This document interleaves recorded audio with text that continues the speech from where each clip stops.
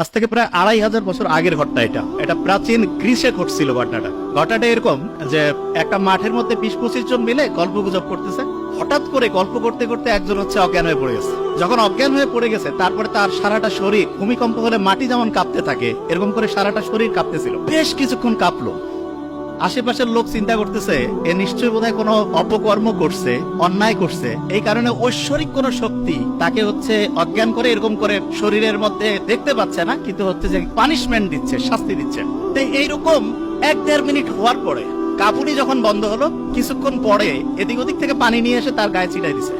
সেই লোকটা বলতেছে কি হয়েছে স্যার, কিছু খেয়াল নাই। আশেপাশের লোক বলতেছে না, তোমার নিশ্চয়ই কোনো খারাপ কিছু করছো, তোমাকে আর আমাদের সাথে রাখা যাবে না, তোমার বিচার করতে হবে।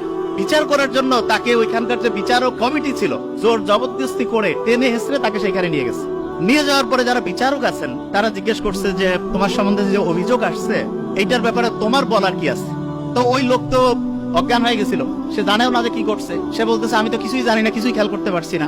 আশেপাশের সবাই বলতেছে যে না, এরকম ঘটনা ঘটছে, সে অজ্ঞান হয়ে গেছিল, তার সারাটা শরীর ভূমিকম্প হলে মাটি যেমন কাঁপতে থাকে তার সারা শরীর কাঁপতেছিল।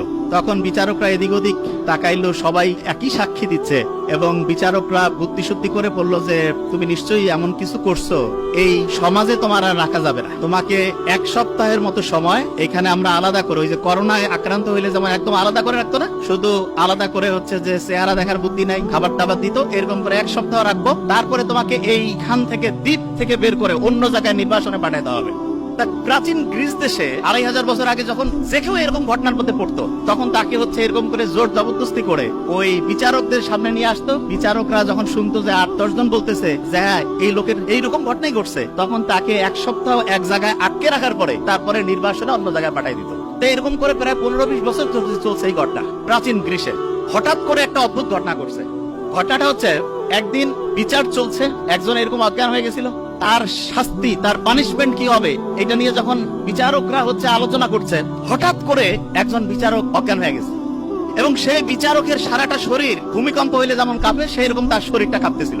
মানুষজন চিন্তা করতেছে প্রধান বিচারক, মানে বিচারকদের যে প্যানেল আছে তার মধ্যে প্রধান বিচারক যিনি, উনি অজ্ঞান হয়ে গেছে এবং তার সারাটা শরীর কাঁপতেছে। এখন অন্যান্য বিচারকরা চিন্তা করতেছে এনার বিচার কে করবে, এনাকে কি পানিশমেন্ট দেওয়া যাবে কিনা। এবং অন্য বিচারকরা বলতেছে না, আমরা যতদিন থেকে আসি ইনি তো আমাদের চিফ জাস্টিস, এনার তো কোন রকমের অন্যায় দেখি নাই, কোনো খারাপ কাজ দেখি নাই, সারা জীবন খালি মানুষের উপকার করছে, এই লোক হঠাৎ করে অজ্ঞান হইলো কারণ দেখি। তখন ওনারা একটা সিদ্ধান্ত নিল যে আচ্ছা এইটার আসলে কি অন্য কোনো কারণ আছে নাকি, সেটা জানার কোনো বুদ্ধি আছে কিনা। তখন হঠাৎ করে একটা লোক হাত তুলে বলতেছে যে গোটাল শরীর নিয়ে গবেষণা করে এরকম একজনের খোঁজ ওনার কাছে আছে। বলছে ঠিক আছে, তাহলে ওইখানে আমরা যাই, ওইখানে গিয়ে জানার চেষ্টা করি যে উনি এইটার অন্য কোনো কারণ আছে কিনা সেটা বলতে পারেন কিনা। একটা তদন্ত কমিটি ওই সবচেয়ে জ্ঞানী লোক যিনি সারা শরীর নিয়ে গবেষণা করে ওনার কাছে চলে গেছেন, যে গোটাল ঘটনাটা সংক্ষেপে বলে দিয়েছেন। ওই জ্ঞানী লোক যার কাছে গেছে উনি আমরা যে মেডিকেল সায়েন্স পড়ি এইটার ফাউন্ডিং ফাদার। আসলে ফাউন্ডিং ফাদার বললে একটু ভুল হবে, ওনার নাম হিপোক্রেটাস। যারা ডক্টর তারা জানে যখন মেডিকেলে চান্স পায় তখন যার নামে ওত দেয় তার নাম হিপোক্রেটাস। এবং ইন্টারেস্টিং জিনিস, উনি ওনাদের ঘটনাটা শুনে বলছে যে ঠিক আছে আমাকে কয়েকটা দিন টাইম দেন, আমি এটা নিয়ে একটু গবেষণা করি, একটু ভাবনা চিন্তা করি, তারপর আপনাদের বলবো। বাস, ওনারা চলে গেছে। 1.5-2 সপ্তাহ পরে উনি ওনাদের কাছে লোক পাঠাইছে যে আমি কারণ খুঁজে পেয়েছি। সব লোক অধীর আগ্রহে অপেক্ষা করতেছে কারণটা কি। যখন হিপোক্রেটাসের 1-to-1 সামনাসামনি আসছে তখন উনি বলতেছেন যে আপনারা যে মনে করছেন যে কোন ঐশ্বরিক শক্তি এ কোনো অপরাধ করছে, কোনো পাপ করছে, এই কারণে তাকে যে অজ্ঞান করে এরকম করে মারধর করতেছে, আপনারা দেখতে পাচ্ছেন না, ব্যাপারটা মোটেই এরকম না। ব্যাপারটা কি বলছে, ব্যাপারটা মাথার মধ্যে বিভিন্ন ক্রিয়া বিক্রিয়া হয়। এই ক্রিয়া বিক্রিয়া ভোরভর্তি হইলে যেমন ভোল্টেজ আছে না, এমন হয়ে যায়, দেখা যাচ্ছে মেশিন টেশিন সব অকেজ হয়ে গেছে, ওর মাথা ওই সময় অকেজ হয়ে গেছে এবং এই কারণে সেন্সলেস হয়ে গেছে এবং সারাটা শরীর কাঁপতেছিল। এই কথা শোনার পরে অনেকে একটু বিশ্বাস করছে, অনেকে একটু অবিশ্বাসও করছে যে বিচারককে বাঁচানোর জন্য এরা কোনো ভিতরে ভিতরে কায়দা কানুন করছে নাকি। ওনারা ওইখান থেকে হিপোক্রেটাসের কাছ থেকে যখন ফিরে আসছে, আসার পরে ওনাদের কাছে আলাদা করে একটা লোক ওইখানে বন্দী করা ছিল, কিন্তু ওনার নির্বাসনে পাঠায়নি। কেন? কারণ যে বিচারক নিজেই যে অজ্ঞান হয়ে গেছে, যে আসলে কারণটা কি সেটা না জানা পর্যন্ত বের করা যাচ্ছে না। তখন করছে কি, এরা একটু রাগান্বিত হয়ে করছে যে না, নিশ্চয়ই সামথিং ইজ রং, কোথাও যেন একটা মিস্টেক হচ্ছে। কয়েকজন যে মাথা আঘাত করে দ্বিখণ্ডিত করে ফেলছে।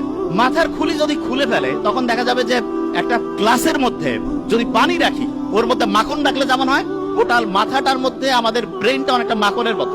তো ওরা দেখতেছে কই কিছুই তো দেখা যায় না, কোনো ক্রিয়া বিক্রিয়া নাই, নিশ্চয়ই তাহলে ওই জ্ঞানী লোক কোনো কায়দা কানুন করে আমাদের বোকাশোকা বানাই দিচ্ছে। এরা আবার ওইখানে দৌড়েছে, যাওয়ার পরে বলছে যে কই আমরা তো কোনো ক্রিয়া বিক্রিয়া দেখতে পাচ্ছি না। উনি তখন ওনাদের বুঝাইছে যে দেখো মাথার মধ্যে যে ক্রিয়া বিক্রিয়াটা হয় এটা যদি লক্ষ লক্ষ কোটি কোটি ক্রিয়া বিক্রিয়া এক জায়গায় করি একটা ছোট্ট বালুকণার সমান হবে না। বলে তাই নাকি? কয় হ্যাঁ। বলছে যে মাথার মধ্যে ক্রিয়া বিক্রিয়া হচ্ছে এবং এইটার কারণেই এই লোকটা অজ্ঞান হয়েছে।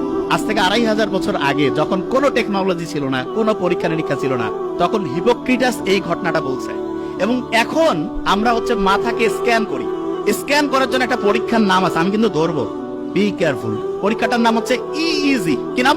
আচ্ছা মনে রাখার একটা সহজ বুদ্ধি বলি, হার্টের পরীক্ষা করার জন্য ইসিজি করি না, মাঝখানে সিটা কেটে দিব, সি এর জায়গায় ই দিব, ইইজি। কি নাম? ইলেকট্রোএনসেফালোগ্রাম। মানেটা কি? ব্রেইনের মধ্যে প্রতি মুহূর্তে তরঙ্গ চলতেছে, ঢেউ। আমি তো বলি কি যে আমাদের ব্রেইনটা হচ্ছে একটা সমুদ্রের মতো। সমুদ্রের কথা শুনলে প্রথম মাথায় কি আসে? ঢেউ। অ্যাবসলিউটলি ঢেউ।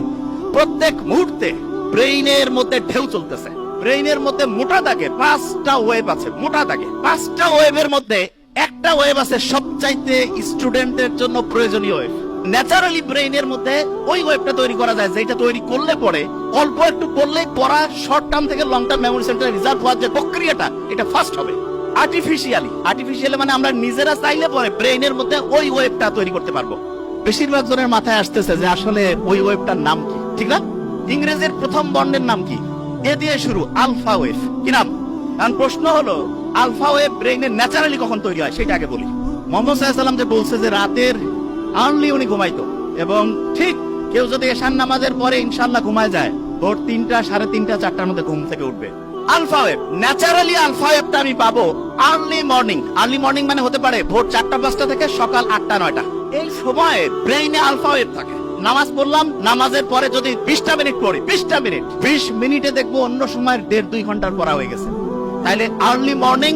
আর প্রত্যেকবার নামাজ পড়ছি, নামাজ পড়ার পরে যদি 20 থেকে 25 মিনিট করে পড়ি, ইনশাআল্লাহ ব্রেইনে দেখবো 20 মিনিটে 2-2.5 ঘন্টা পড়া হয়ে যাবে।